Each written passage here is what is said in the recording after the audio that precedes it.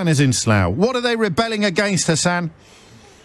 I haven't got a clue. Well, get back to the class. What are you doing on national radio if you haven't got a clue? This isn't... For heaven's sake, well, speculate.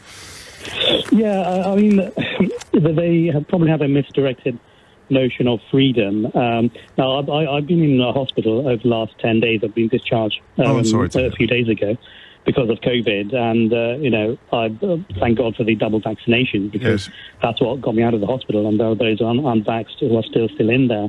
And I pray for them. So when I look at these rebels, and going through what I did and what the other patients on the ward are going through, I don't have a clue what they're talking about. The freedom to live, the freedom to have good health are the most fundamental freedoms. All other freedoms are mere academic discussions. So what exactly are they rebelling against? I think they're exploiting the cracks within government to advance their own misdirected notion of freedom. I think that's what they're doing. And you've known me for about 10 to 15 years. You know I'm a loyal Tory. I was going to point that out, but I wondered whether it was polite in the current climate. I would previously, at almost every other point in the political cycle, I would have said at some point, I think you were a candidate at one point yourself. You ran for office, you ran for Parliament, but I think now it would be a bit like putting the mark of Cain on you live on the radio. So I leave you to drop that revelation yourself, Hassan. Yeah, no, thank you. And I've never seen eye to eye with Labour, but I can say, hand on heart, for the first time, Her Majesty's opposition has stepped up to the plate. They're acting in the interests of the country, not themselves. Exactly, that's what I was going to say. They put nation ahead of politics by supporting the Prime Minister.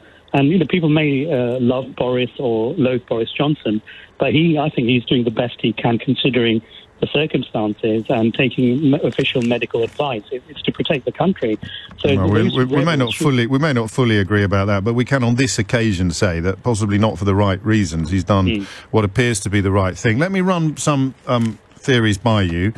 These restrictions, this is a backbench MP, these restrictions are the gateway drug to more serious restrictions down the line. I think we'll be on plan X, Y or Z by Christmas, said a genius.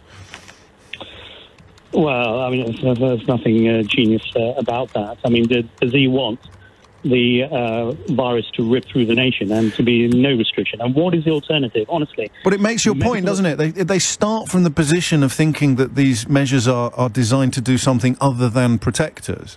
And once you start from that position, everything falls apart.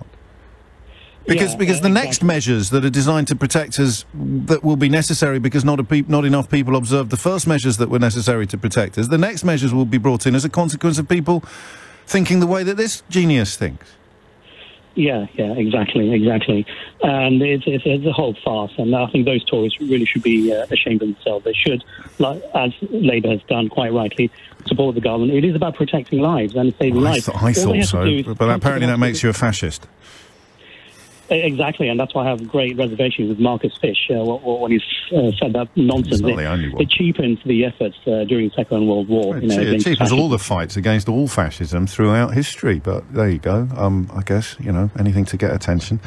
In the case of Mr. Fish. Hassan, thank you. Stay safe. I'm sorry to hear you've been poorly. I'm glad to hear that you're bouncing back, and we'll speak soon. Rebecca is in Highway.